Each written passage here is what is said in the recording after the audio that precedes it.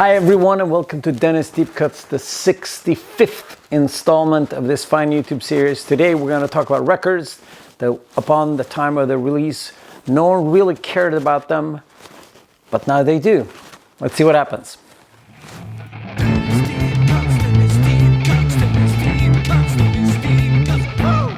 So this week, the Shape of Punk to Come 25-year anniversary edition finally got released. It's been a year delayed, but it's finally here. And it got me thinking about how it felt when we released that record. So I'm going to do a little bit of an unboxing of that box set, and then I'm going to talk about a couple of other records that shared a similar fate, that when they were released, not a whole lot of people cared, and now we can't stop talking about these records. So that's the plan for today's show, and I think it's going to be really exciting. So let's dig in and talk a little bit about Shape of Punk to Come. So one of the things as a musician, you can only dream of the fact that you put out a record and then 25 to 27 years later, people are still talking about that record, and you leave behind this weird lasting legacy.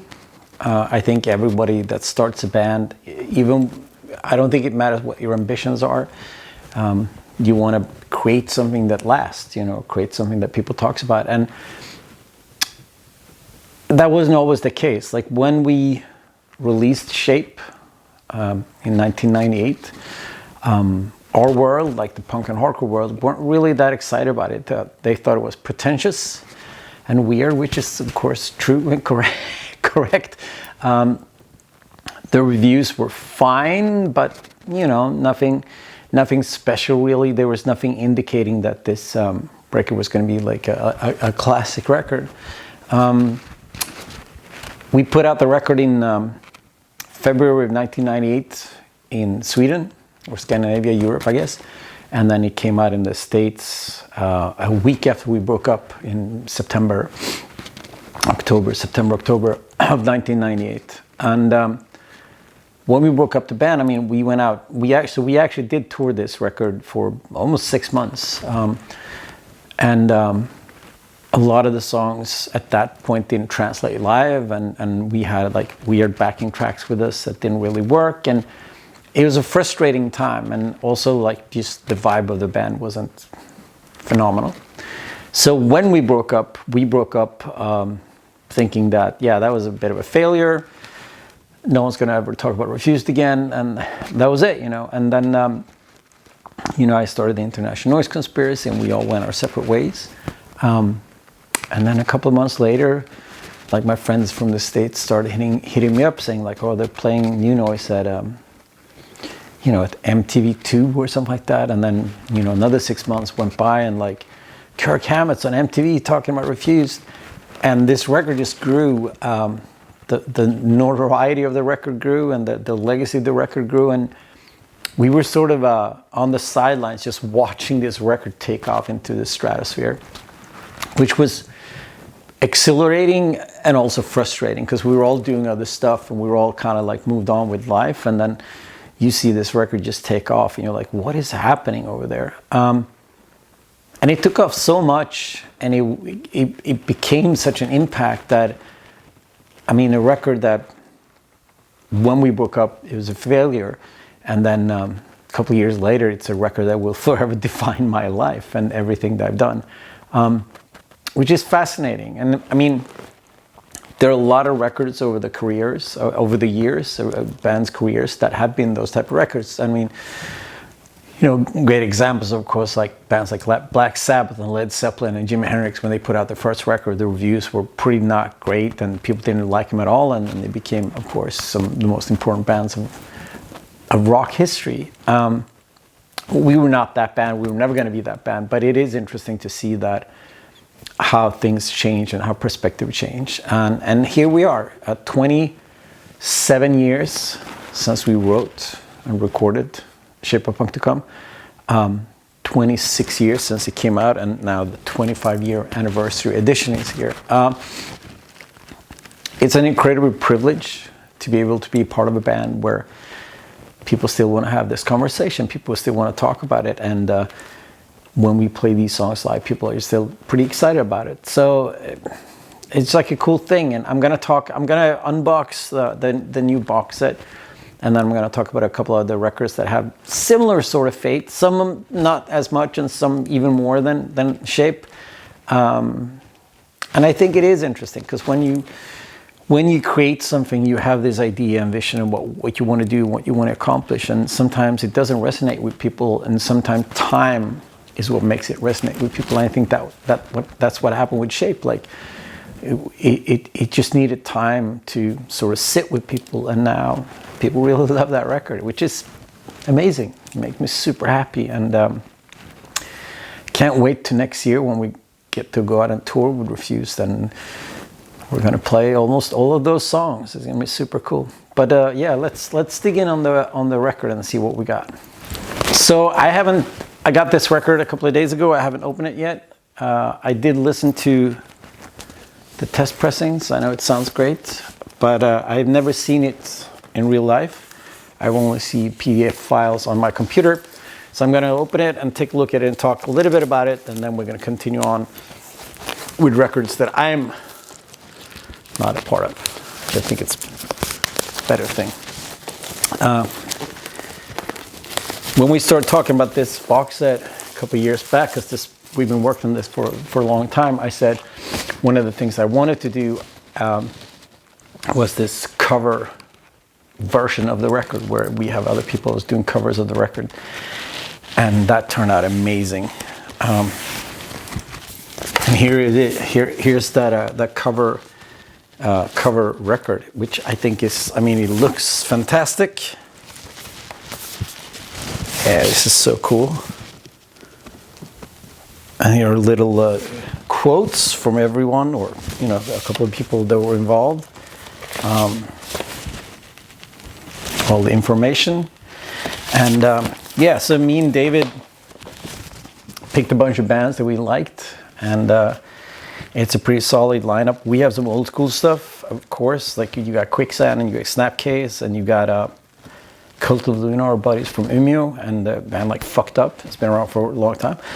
And then a couple of new punk and hardcore bands that we really enjoy, like Gel and Brutus, and you have Zulu, of course, phenomenal. Tashe Amore, which perfect rendition of Paula Program Was Our Hooks. And then even some unexpected stuff like Idols do a New Noise remix, and then you have Horror, which is the perfect version of New Noise. You have Cold Cave, and then you have Igor, and I love this. I love how it turned out. It looks beautiful. It looks perfect. We told these bands that do whatever you want with these songs. Take no prisoners. Don't, and I think all these bands did. I can't wait to put this on again and just, hear them, not just the test pressing. And then you have this record, which I'm sure you heard before, but this is actually a triple LP. A bunch of liner notes from me and David. Here, some new liner notes. And then there's a full record of, it's kind of demos and rehearsal tapes, and there's some older or other versions of New Noise. Yeah, here we got bonus material. There's like a full LP of bonus material. Some of it's super exciting, some of it's fine. The New Noise live version is the cool thing, I think, here, because it's from 1996, and it's not called New Noise, it's called Rock and Roll Outlaw, and it's just a riff, and it's just me screaming nonsense, but that's kind of cool. I'm super happy with the way this turned out. The first pressing that sold out immediately, which is pretty fantastic. And then there's a second pressing up. I think you can still order it. And yeah, this is super cool. Very, very happy. Let's talk about some other records that weren't that popular when they got released, and now people actually like them a lot. Let's do it.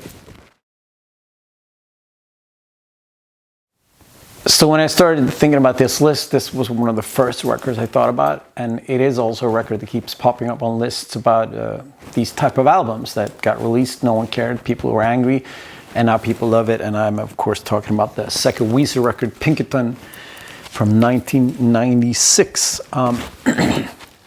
They put out the Blue album in 1994 and quickly became like the biggest indie pop sensation in the world.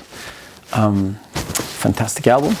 And then they started working on a follow-up. It didn't materialize, and Rivers Cuomo moved to Harvard to study music.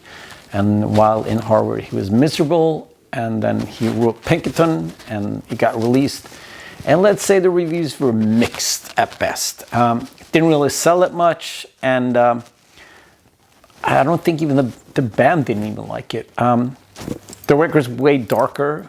It has like a more, I would say, aggressive, depressive sort of take to it. And the Rolling Stone magazine, according to a poll they did in 1996, it was the third worst record of that year.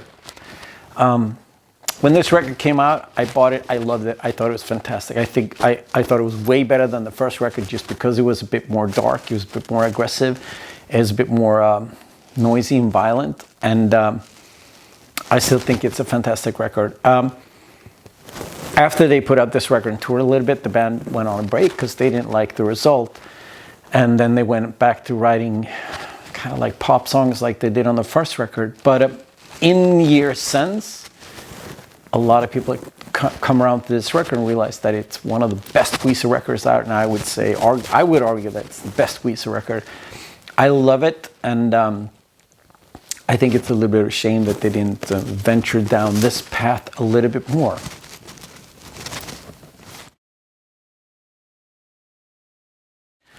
So in 1969, Frank Sinatra was a little bit of a decline, so he enlisted two guys to write and produce a new record for him, Bob Guido from the Four Seasons and Jake Holmes, great singer-songwriter of his own, put out some really nice records.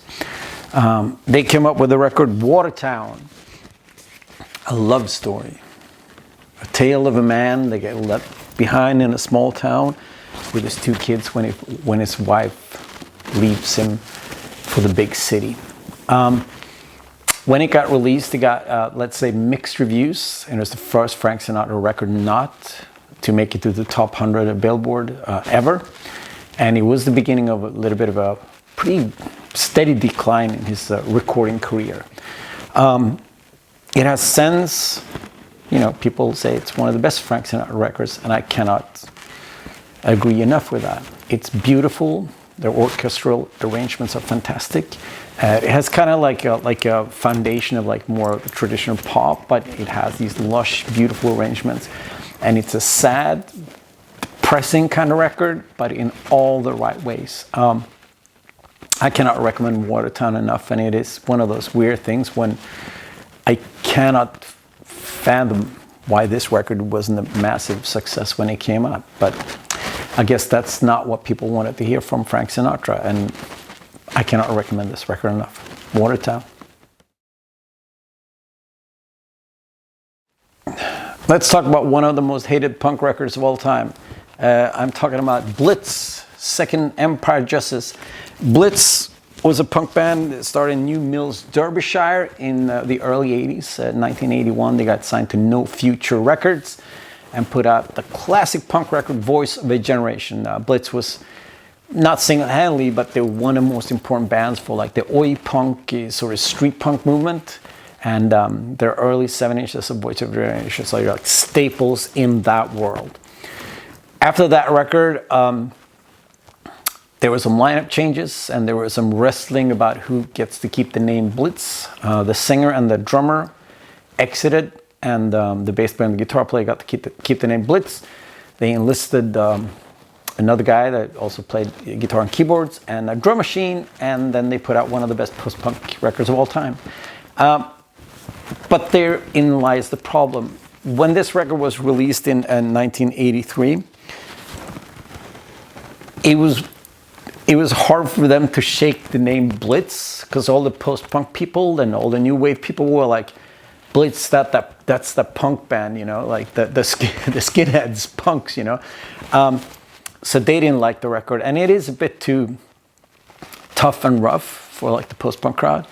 And the punk crowd, the oi crowd, they hated this record. It was like the biggest sellout record of all time, and for years and years, this was like a bargain bin record where people like that second Blitz record is one of the worst records ever put out. And in recent years, people have started to reevaluate this record, and I think it's just fantastic. It still has like a little bit of that cool aggression, and it's everything you want from a really cool post-punk record. And you know, people said like Blitz went new order, but it's like an aggressive Joy Division. And yeah, I can't recommend this record enough. I like this record better than Voice of a Generation, and I know that's going to be a controversial statement, but I stand by it. And I think maybe if they've just changed their name, this would be regarded as like a proper post-punk classic. But it's the second Blitz record, and for a lot of people that doesn't make any sense. But what a record. Now we're going to talk about an artist that's no stranger to putting out records that no one cares about. I'm going to talk about Lou Reed. Lou Reed was, of course, in the Velvet Underground. Velvet Underground, I mean, I could talk a little bit about that record, but it was one of those records that the first Velvet Underground record inspired thousands of people to start bands, but it didn't really sell anything, and reviews weren't that great. So Lou Reed was no stranger to this. By the mid-70s, he still had a reputation as a pretty solid recording artist, and, you know, pretty solid. I mean, people in the know then knew Lou Reed, and he was like doing pretty well. You know, records like Transform Rock and Roll Animal cemented him as like a pretty reliable rock musician. And then in 1975, Metal Machine Music comes out. The word on the street is this the most returned record of all time. This is Lou Reed creating noise for a full double LP. And there's no indication of that when you look at the record. It's just like cool pictures of Lou Reed, basically. And yeah, it's a hard listen. It's kind of hard to get through, but this is before noise music was a thing. This is before industrial music was a thing. Before there was a context to what he was doing. People kind of hated it. And then in the last 20 years, when you can put this record in a context, it makes way more sense. And a lot of people are actually celebrating this record as like one of the earliest noise records of all time. I mean, there were experimental music before this one, but a major recording artist like this put out a record of just pure noise. It was unheard of, and people kind of hated it. Nowadays, I mean, it's such a ballsy move, and it's so cool. And I mean, yeah, it's still kind of a hard listen, but if you look at it in the history of noise music, it's actually a really cool record, and it's gotten a bit more recognition in the last couple of years than when it came out. I think it's super cool. Good, maybe not so good, but it's super cool.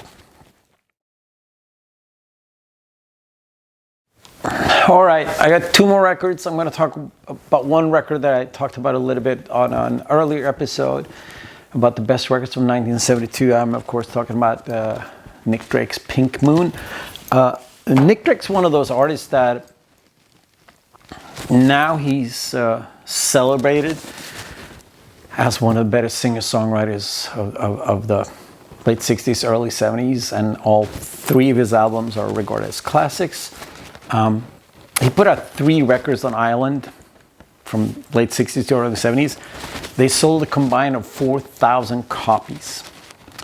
When he was going to put out this third record, Island didn't really want another record from him because the first 2 records flopped. He went to the studio. It's just him, his guitar, and some piano overdubs. He left it, with Island Records, and they said, yeah, I guess this is fine. There's some appeal to it that maybe we can, you know, find a bigger audience. But he didn't play any shows. After being pressured by the record label, he did one interview, and then 2 years later he was dead. And you know, it's just one of those fiasco records. Nick Drake now is of course loved by millions, and his records are on every top list in the world of like the best records ever. And Pink Moon is just 5 out of 5 every day of the week. And it's insane to think that his first 3 records sold a combined of 4,000 copies together. It blows my mind.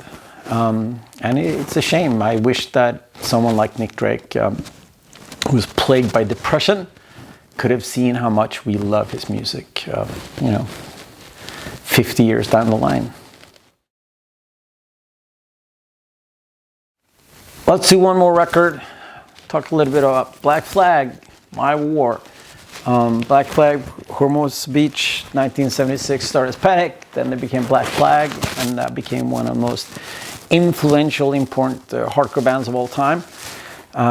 In the early days, they could do no wrong. All the 7 inches and 12 inches and the first record, Damage, are regarded as proper classics. And then they got into legal problems with the record label, and they couldn't release music for 3 years.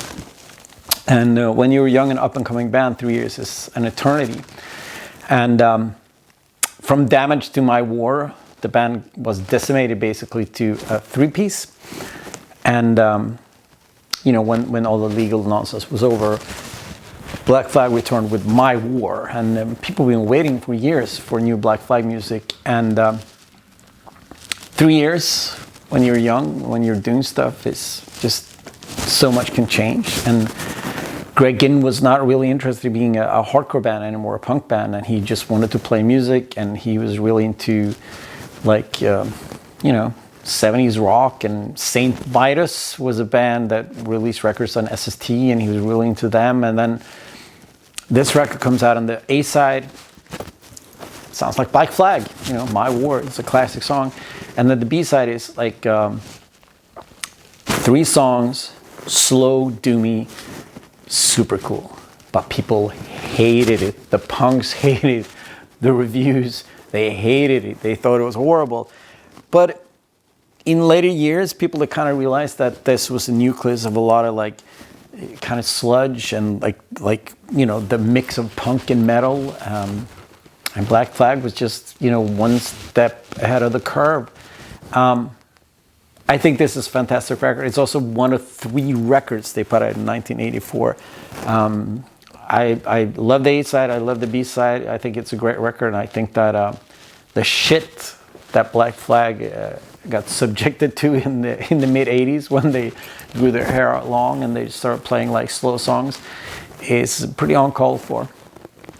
But yeah, there you have it. A couple of records that people kind of hated or disliked or didn't care about, and then now we still regard them as classics. Hope you liked the episode. Thank you for checking it out, and I'll see you in 2 weeks. Until then, stay wild, my friends. Bye-bye.